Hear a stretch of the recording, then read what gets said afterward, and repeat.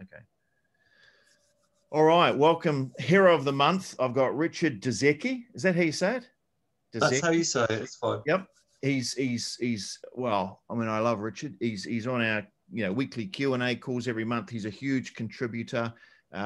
He's done some great stuff. He's had some trials and tribulations. He sticks at it, but he's one of the people who's there every single week. And I think the reason he's hero of the month is because there's a lot we can learn from Richard. He's a very good London-based architect. He's going to tell us about what he is and who he does it for. I know he's got some secret clients, which he doesn't talk about, which I won't bring up an issue. You want to bring them up, but I know so he's very well connected. But anyway, let's get into it without further ado. So Richard, give us an overview. Who are you? What do you do? And who do you do it for? I'm an architect in London and also an interior designer. I consider myself an interior designer because I used to teach it for a long time. I taught it at Chelsea College of Art for about 12 years. But we have a real specialist niche, and I've been doing ecologically sound buildings on difficult sites for the last 20 odd years. And ecologically sound buildings effectively are passive houses. So the last 10 years, it's passive house. And passive house has really grown, and especially now with net zero, that's really what we're doing. It's the net zero aspect and us working with lovely sustainable homes and making sure that they don't end up. One of the things our clients say is a lot of ecological buildings end up looking like sticks and straw and hay bales. Right. What we do is we don't do that. We do absolutely ecological buildings, which are beautiful. And they like that, and they tend to get published, and it tends to work really well. All right, cool. You better give us your website so people can have a check you out. Yeah, the website's www.rdauk.com. Okay, RDA. Okay, right. So we can learn a lot from Richard because he has learned a lot himself. I think you're already running a pretty successful practice. How many people have you got in your practice? We've got 11 on the books as such. Out of those, 2 of those are freelance, and then I have about another 3 people who work with me on a regular basis, like a planning consultant who comes in 2 days a week, and other people. A lot of them are quite young. We have more women than men. Yep. So it's quite unusual in architecture, but for some reason we seem to attract women into the practice, and they seem to stay as well, which is nice. So there's a really good environment, and people have been with me for 10 years, 12 years. So people who do come into the practice seem to stay there, which is always a good sign. Cool. So what I want to talk to Richard today about is LCCs, or getting paid for pre-design work, referrals, and niching, right? So you've been on a bit of a journey since about April. Tell us about maybe where you were before. You joined the 6 program, obviously, where you were, why you decided to join, and then what challenges you had, and then, what you've done. So let's start from the beginning, because you're running a reasonably successful practice anyway, I'm sure. It's a reasonably successful practice, but the issue for me was how to grow it.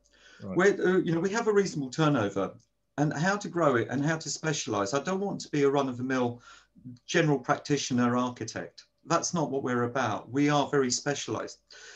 One of the things that I've been doing is I've been doing a lot of work with the Royal Institute of British Architects and so forth, and I've sort of tried to get to know people there. And this year we were supposed to be going in 2020 to MIPIN, which is a big trade show down in Cannes. And we were supposed to be going there with the RIBA. That didn't happen, and I had a bit of money left over from that. And that's when I thought, okay, I'll join VAMI, because I saw some stuff and I thought, okay, I'll blow my marketing budget on this, give it a go. Sounds good. What was really unusual, when I did join and I started going through the course, I didn't know that half the architects I knew had already done it, and the successful ones had done it, which was quite interesting. But that's a secret, I'm telling you now. But that was quite. So there's a lot of names and people that suddenly have appeared out of the woodwork that I suddenly thought, oh, they've done that, but, which is interesting. They kept it quiet as well. Yeah, a lot of do actually. I've got a couple of ladies up in Auckland, and one of them joined, and she spoke to Kate and said, "Oh, Kate, I see you're in the program." She said, "Oh, yeah, you joined." She said, "Why didn't you tell me?" And she said, "I don't tell anyone." That's what most of them Oh, do. thanks That's very much. Errol, Yeah. That's the yeah, problem Errol, we have. We'd like more referrals, but no one wants to say it. It's because it works quite nicely. No one wants to tell anyone. I know that's a problem. Yeah. Yeah. You've got to get around it. That's how you've got to get around that, Richard. I don't know how you're going to do it. Yeah. No, but yeah, that is a difficult one to figure out. Yeah, so I basically started a program because I wanted more interesting work as well, and slightly more specialist work. And we had sort of two niches. So when I started the program, I started off thinking, okay, we've got COVID times. It's all there's a lot of NHS work, and we were doing lots of doctor's surgeries and NHS work. And by looking at the program and understanding what the program was, I actually suddenly realised, well, actually, our big tick box with all our successes and our major successes hasn't been the surgery work we've been doing, but it's been all the ecological work we've done. And we're probably leaps and bounds ahead of other people in that field, which is a sort of another field. And that's also actually one of the reasons we did get the doctor's surgeries, because a lot of doctors want to be very green, and hence we do sort of fairly green surgeries. But that's too specialist. There's, you know, to do green surgeries is you probably get one or two a year. So once I did the chart, which you go through with, you go through at the beginning of the program. I sort of put the different niches that we had on the chart. I suddenly realised doctor's surgeries, I only got 6.5. Beautifully interior designed passive houses, it came out about 9 on the slider scale. And I thought, hang on a minute, we're doing something wrong here. And I re-energized the practice, re-energized the website, re-energized everything to focus on this particular niche. And that's helped me hugely, because that's now kicking into gear. We're getting further referrals. We're getting more of the work we want to get. So since I've started the program, we've probably got about 5 or 6 new build houses now since I started the program. So it's quite good. That's probably, it's a few million quid's worth of work. Yeah. So, you know, I can't knock it on that basis. We probably would have got 1 or 2 without, you know, necessarily doing the program, but it's helped. It's definitely helped. So I think it's brilliant. So absolutely brilliant. Yeah, no, thank you for that. So tell us about some of the key tools you've used, and I know you've had some success with the LCC. So give us your take on the LCC, what it is for you, where you started, you know, how. I'll tell you the other thing that's interesting, because I remember you saying the other week about getting appointments as well, that you were struggling with that too. So maybe you can talk about that as well. But let's start with getting appointments, because that kind of then leads into the LCC. Okay, one of the problems that I had before I did the program was that I would use the RIBA domestic or the RIBA commercial contract as an appointment. So I'd go out, see a client. The client would usually pay me, and I would get paid £100 for a site visit. I used to do that just to filter the people who wouldn't pay a penny, because I knew if they wouldn't pay a penny, then they were just angling for something. But I've had a standard fixed fee, which was 100 quid, that I'll go out to your site and, you know, I'll give you some verbal advice. And that sort of, that separated some of the people. That's how I've worked it for quite some time. The problem is, I'd go and see a client, they'll give me 100 quid. I'd spend an hour, maybe an hour and a half, take the time out to go there, come back to the office, write the appointment, and an architect's appointment, a full appointment, is a booklet about this thick. Yeah, so it's about 1 inch thick, or 2.5 centimeters, of all the bits and pieces. That would take me a day. That's a day's worth of work to sit down and do that. And then would I get the job? 50-50. Yeah, maybe I get it, maybe I wouldn't. Maybe they'll come back and say, oh, you're too expensive. Maybe you're not. What I love about the program is the small steps, and the steps to take before you get the contract. We've done about 20 LCCs now, maybe more. I need to have a quick look, but we've done quite a few. And they're both commercial, domestic, and they're slightly different, each one, but we structured a program of how we were going to do this. And so just by going through the program, we then made a template, which I posted up on Slack. So if anyone does see it, they might want to see, you know, have a look. Mm. And we started off with a flat fee for the very first one of £795. I thought, oh my God, that's too much. Oh, no way, no way. Clients are going to run away from me. Mm. They didn't. And I've done the videos for the LCC, the pre-planning pack and everything. And everyone who's actually gone on our website and looked at it loves it. And they go, you're the only architect who's actually doing that for us. Yeah, we're happy to pay you. And what's happened since then, that was early on, that's probably around September, August, September this year. What I'm doing now is I'm actually charging £12.95 for what I was charging £7.95, and that's only in the last week and a half. I've upped it, and people are still buying it because I realised it was too cheap. Oh, cool. And it's actually a good product. It is a good product. It is a good product. And then the next step is £2,000 or £3,000. That's still part of the LCC. So we've got one which is £12.95. The next one, depending whether it's a domestic contract or a commercial contract, is either £2,000 or £3,000, which is where they do get some sketches. But it's working, and then they sign up to the full contract, and the full contract doesn't go out to them until they've spent at least £3,000 with us. And at that stage, they are already in because they want to work with us. Right. So at that point, they're hooked. And whether you're charging them more than the architect, they're not worried about that. You know, they're not worried that you're charging them. So our rates go from £85 an hour for some of the junior people up to, say, 250. But I'm already thinking about putting my rates up. So, and even at this time where a lot of architects have been laid off. Now, the other thing that we do is we do a lot of work for other architects. When I say other architects, they're directors in big firms. So if you're UK based, well, it's big firms and American firms as well. So I know a lot of directors in these who want their houses done. And I'm doing a house for a director who's been a director with a very big firm of architects. I'm not going to mention the name, but you know, everyone in the UK will know about this firm.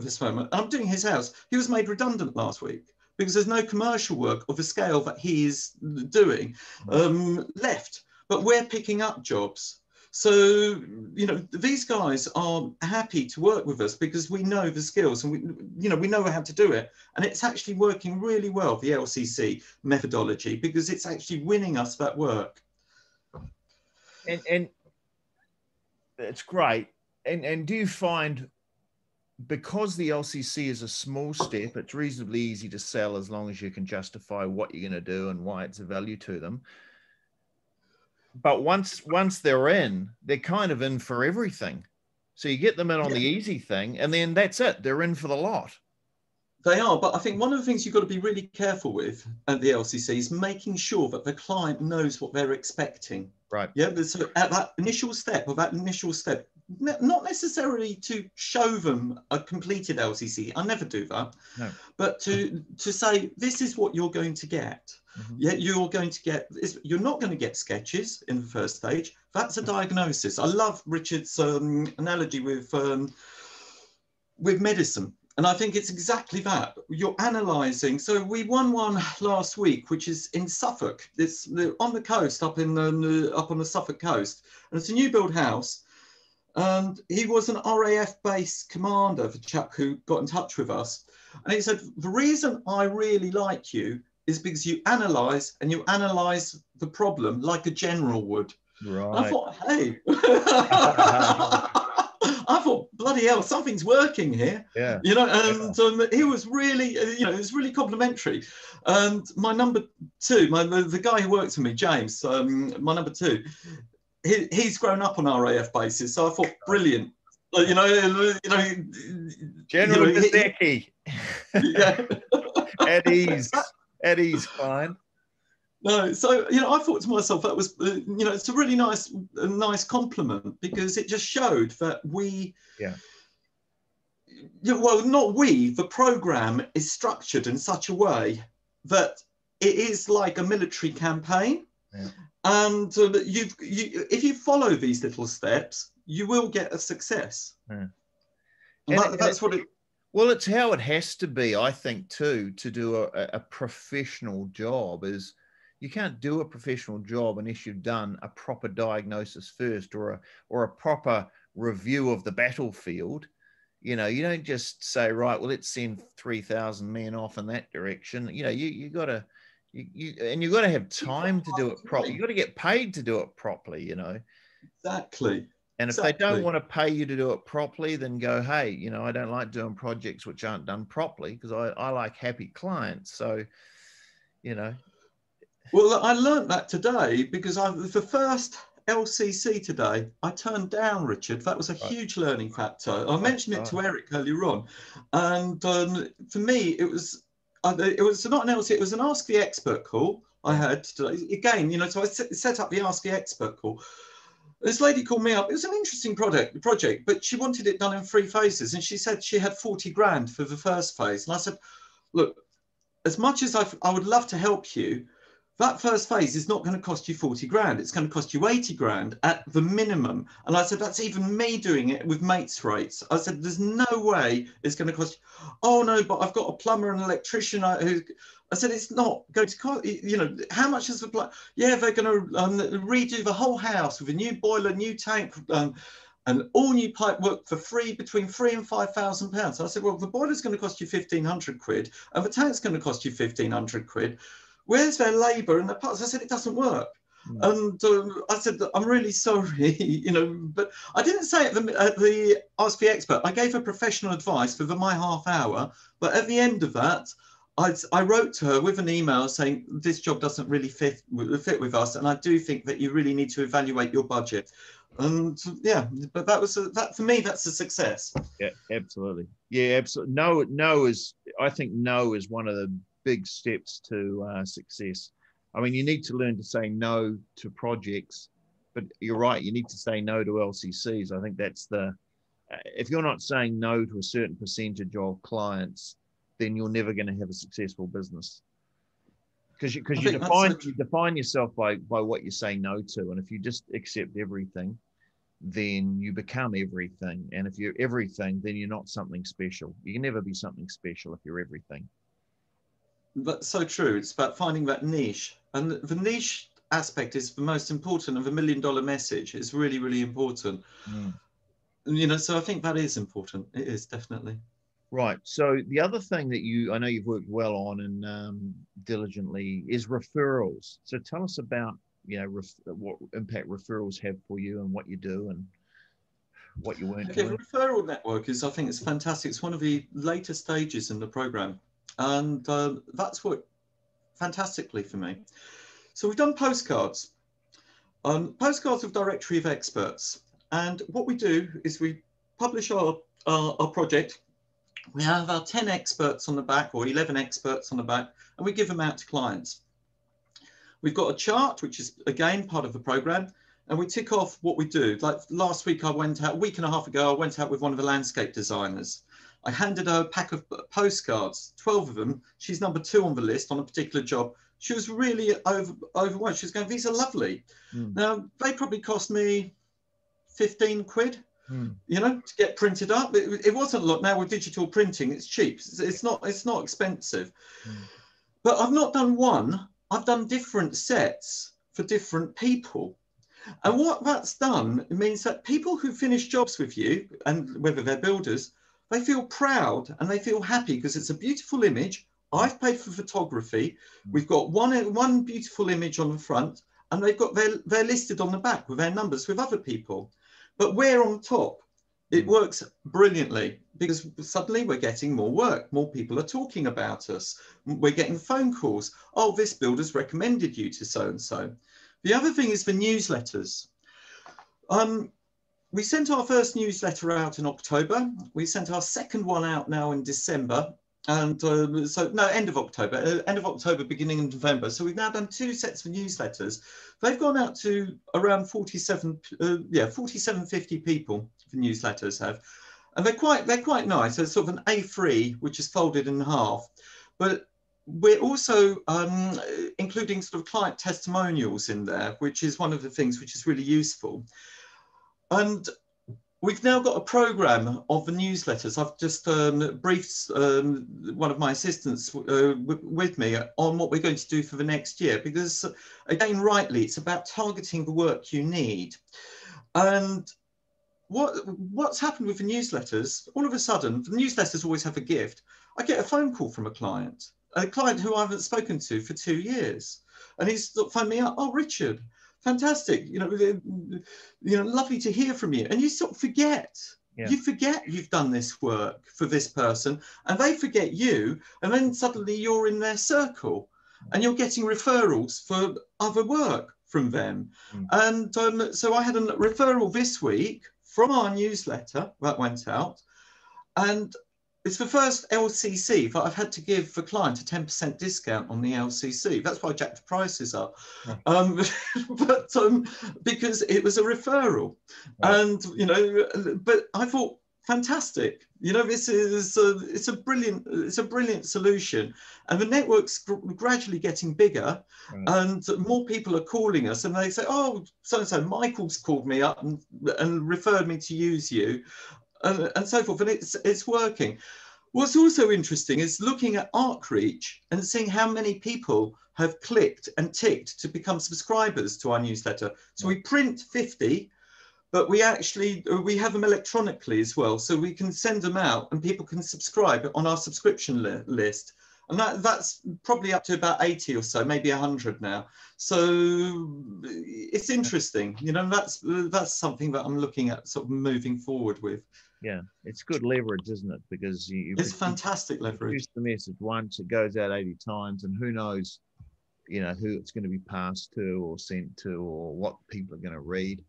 But at the press of a button, you can communicate to 80 people. And I tell you what, so a lot of the stuff you're doing, as well as focusing on wanting referrals, you're making yourself more referable, right? So by having that. By being in touch, it allows you to stay top of mind, but also by having those offers, you've got your Ask the Expert, you've got your Monkey's Fist, you've got your LCCs.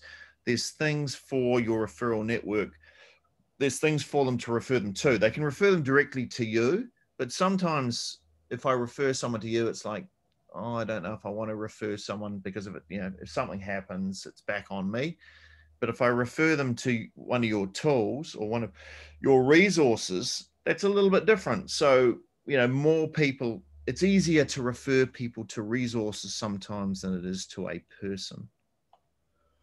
I think that's very true. And it's resources, because one of the things is the needs and options being the best thing, because the needs and options, that little step, which is, one of the first things you teach in your videos, which is that little step to take you up to that monkey's fist. That's brilliant. Absolutely brilliant. And if I'd known about this 25 years ago, when I started my practice, I'd be, even though I've sort of got to a certain aspect of it, but I was charging 100 quid. Why didn't I actually think of doing something a bit different? Why? It's just, it's obvious when you look at it. Well, when you look at it, but I tell you what, the problem with industries, and it's the same with any other industry. I've worked in a few different industries doing marketing, but pretty much everybody looks at what everyone else is doing and they end up copying it. And they end up being plus or minus 10% the same as everyone else.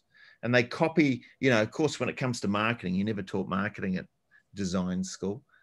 Well, you might have a week on marketing or something. There you go. We're going to teach you 8 years of design and 1 week of marketing. Now go get a job. Because you won't be able to get any projects with the marketing we've taught you.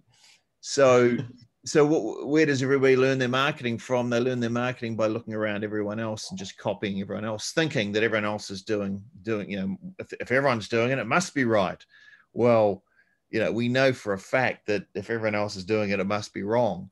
Because you end up just people end up following people who are following people who are following people who are lost. Yeah, that's true. It's true. So it's funny. But all right. So that's great. So we've talked about referrals, LCC. I don't know. What are some of the big takeaways for people listening to this, what are the big lessons you've learned? What are the mistakes you've made? Or, often you learn more from mistakes than you do from. Right. Mistakes. Make sure, don't try and be a general, find your niche really early on. I spent a bit too much time early on in the program, perhaps trying to do two things rather than focusing on one. And it was only later in the program that I realized that focusing on one, I think I'll stick with the one that I'm actually developing for a year or so. I started off with the first 3 or 4 months working out too many niches, trying to do too many things. And that's definitely something that was a mistake. The other mistake that I made early on was not to charge enough for my LCC. And realistically, I think structure what you're going to give somebody, structure it, just have a series of points of what you're going to do. But don't give them drawings, just give them what you're, just give them either the brief, the analysis, the geological data. As I mention this lots of London bomb damage maps, I always go to that. But these are all resources that you as an architect can find and pick up quite easily, but the client probably has difficulty in doing. Structure your LCC, structure it. Just have a template. Once you've got that template, once you've done 5 or 6 of those, that template will vary and change depending on your client need. Because you will change it gradually from each one that you've done. You'll think, oh, I could have done that a little bit better, or I could have done that a bit better. But what you'll notice is as you change it and you develop it, you think, okay, well, that took me 4 hours, or that took me 8 hours, or that took, and then you start thinking, well, that really, I should be charging £1,500 for this, or I should be charging 1,200. So definitely don't underprice it. That's one thing. Don't be scared of charging more. That's another thing, because I was scared, oh, well, they're just going to go to the people down the door. Because I've got another firm of architects that have opened up about 5 doors away from me. But they're the cheap architects that Richard always goes on about. They charge £295 for a crappy design. It is absolutely awful. But they've got a nice glossy brochure that they give to clients when they do this, but it's not good. But by us differentiating and actually charging not a little bit more, but a hell of a lot more, 5 times as much or 6 times as much as that, it puts us in a totally different league. And so clients, if they don't want to use us, they can go down the road. But, that's something I would say to you, really think about what you're going to charge and charge the most that you can. And that's not such a bad thing, as long as you attract people. The other thing that I would say also from this is think about how you're going to get people attracted to your website. I think that's quite important. If you haven't got people going to your website, how are you going to refer people to your website? How are people going to come in and actually acknowledge what you've got there? I think that's important. And we've done it by our specialist niche, by me speaking at conferences, by me getting involved more with the Passive House Trust, by me being involved more and talking more, in particular with the network that I decided to start off with, that niche, which is Passive House. So I've been involved in more stuff there recently, teaching kids. So I've had students from University of Westminster come to have a look at some of our sites. I've been using the mentoring program. And all of a sudden, you come up onto the radar. People look at your website, and then you see the hits go right up. They sort of peak up. So that's just something just to be aware of. Awesome. All right. So I think that's been very useful. I don't want to cover too much, and there's probably a million other things we could talk to you about, but particularly, what was interesting was your comments around the LCC, stuff around the referrals, and stuff around niching, which scares people sometimes. But I think what I'm taking from you is it just makes life easier particularly if your marketing is niched. It means you can focus, and there's power. And we're talking about focus early before we started recording, but both of us are saying, we're jumping all around the place and getting distracted and not focusing as well as we want to. Same with your marketing, I suppose. If you're going to have marketing which is all over the place, it's like a light being deflected everywhere. What you want is you need that laser focus in your marketing and in your mind. I think you do a lovely talk about what you did with Mona and how you actually gave her of a niche when you started working with her, and she didn't like it. Mm. It's like it's quite interesting sitting on some of the calls, and I think I was listening to one of the participants yesterday saying, oh, they weren't sure about naming themselves as the top expert in this field. They're scared. A lot of architects are quite restrained in saying items of that nature, and I think I am as well. And I sort of I don't want to say, oh, we're the best at this or whatever. But you have to. You have to, and listen. I would say listen to you, Richard. I think you're an expert in this field, because if you don't, you never will. And I think having that expert niche, whatever it is, you're the best person to design houses with kids in it. Whatever it is, you've got to specialize. Oh, one of the things that I've noticed as well is through my ages, I've got two kids, and as my two kids have grown up, I've got a natural rapport with people of the same ages at schools and colleges and unis. Right. And you find that's a great tool as well, to meet people and talk to people, charitable events, all of that sort of stuff. The cricket match, the rugby field, all of this sort of stuff. It's really, it's a good place. But having niches which are really specialist, it's a key, total key, I think, Richard, total. Right. Well, you can't be an expert in something unless you are, involved in a niche.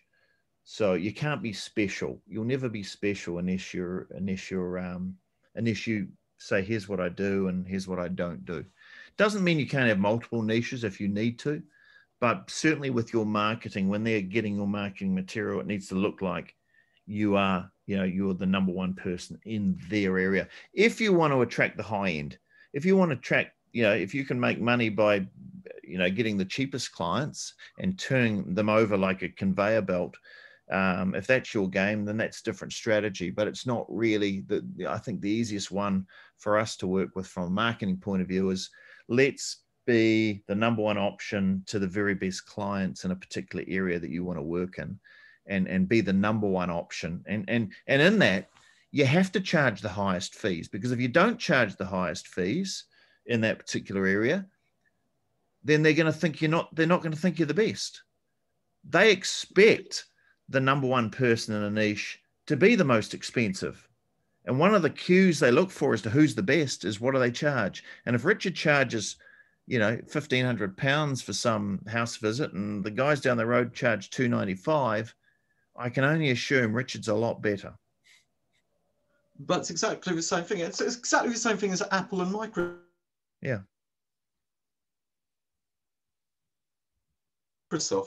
Why do you, laying down things really? They've got, well, until recently, they've both got Intel chips inside them, but you can get the same graphics, but you pay a lot more for Apple. Yeah, there's a certain reliability, whatever, but yeah, you've got a lovely aluminium case and all of this. But it's not worth the extra money that you pay for it. It really isn't, but it's nice. And it's your perception of it. It's it's the perception. They've marketed it in such a clever way that they can charge top dollar. They charge $2,500 for an Apple MacBook, whilst a PC one, which does exactly the same, is $1,000. But people buy it. That's it. So on that note, Richard, you're the marketing hero of the month. Thank you for joining me. Thank you for sharing all those insights with everybody. I'm sure everybody's, it's a real mind-opening thing, I think, listening to someone like you and some of the other stars that we have in the program. And I learn every time I talk to you guys, and it's just a great sharing. The sharing that happens just raises all boats on the water. So thank you. I think that's what's so lovely. It's so lovely. The group is a really great group. And there's so many people who actually share and you don't feel like you're in competition. The problem is when you're in a slightly more local group, you feel you're all competitive. And here, my nearest competitor, well, I've got a few people on the group who are quite close, but you feel like you're sharing rather than competing, which is lovely. It's, it's good. Thank you.